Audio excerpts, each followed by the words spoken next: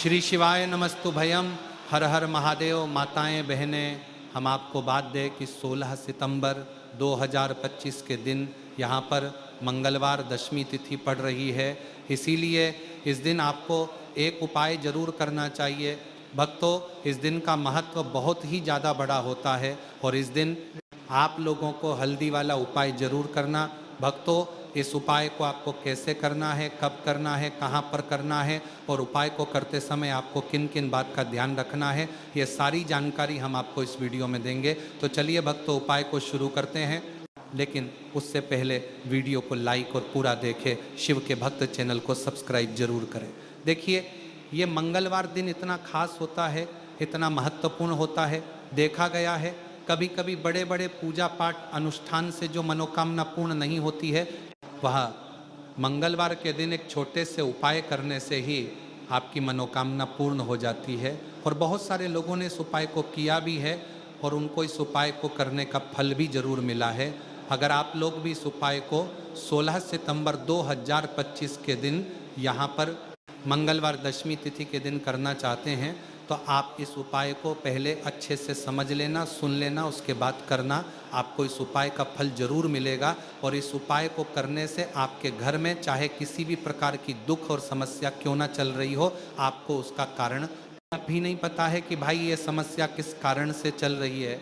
उसका कुछ भी कारण हो सकता है, जैसे पितृ दोष हो सकता है या किसी भी तरह का मंगल दोष भी हो सकता है, और भी बहुत तरह के दोष होते हैं, कुछ भी हो सकता है। पर आपको इस उपाय को करने के लिए अपने दोष को पता लगाने की भी ज़रूरत नहीं है। 16 सितंबर 2025 के दिन यहाँ पर मंगलवार के दिन इस हल्दी वाला उपाय को आप लोगों को कर लेना है। दोस्तों, अब हम समझते हैं इस वाले उपाय को हमें करना किस समय है। तो सबसे पहली बात दोस्तों, हम समझते हैं कि यह हल्दी वाला उपाय करना किसको है। तो देखिए, यहाँ पर सीधी सी बात है कि यह हल्दी वाला उपाय जो उपाय है, ये किस लिए किया जा रहा है। ये मनोकामना को पूर्ण करने के लिए किया जा रहा है, या आपके जीवन में जो दुख और परेशानियां हैं उनको दूर करने के लिए किया जा रहा है। या आपका कोई बड़ा काम है जो कि नहीं हो पा रहा है, आप उसके लिए इस उपाय को कर सकते हो। तो सीधी सी बात यह है कि आप अपनी किसी भी प्रकार की मनोकामना के लिए इस वाले उपाय को कर सकते हो। तो ये उपाय वह व्यक्ति कर सकता है जिस व्यक्ति को अपनी किसी भी प्रकार की मनोकामना भगवान शिव जी से पूर्ण करवानी हो। और अगर कोई भी माताएं बहनें जो है अपने घर की सुख और शांति के लिए, घर में धन समृद्धि को बढ़ाने के लिए वाला उपाय करना चाहती हैं, तो घर की जो बड़ी माताएं बहनें होंगी वह इस हल्दी वाला उपाय आपको विशेष रूप से करें।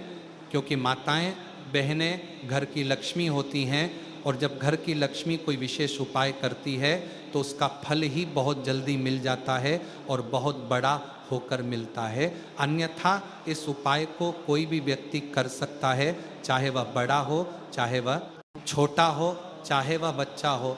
जिस व्यक्ति को यह हल्दी वाला उपाय समझ आ गया, वह व्यक्ति इस हल्दी वाला उपाय को मंगलवार के दिन जरूर करें, क्योंकि उसको इस उपाय को फल बहुत ही जल्दी मिल जाएगा। क्योंकि मंगलवार के दिन भगवान शिव जी बहुत आसानी से प्रसन्न हो जाते हैं। तो आइए अब हम समझते हैं कि इस हल्दी वाला उपाय को आपको करना कैसे है और इस उपाय को करने का जो समय है वह क्या है। तो देखिए, इस मंगलवार के दिन किए जाने वाले ये हल्दी वाला उपाय जो उपाय है, ये मुख्य रूप से सुबह के समय होगा।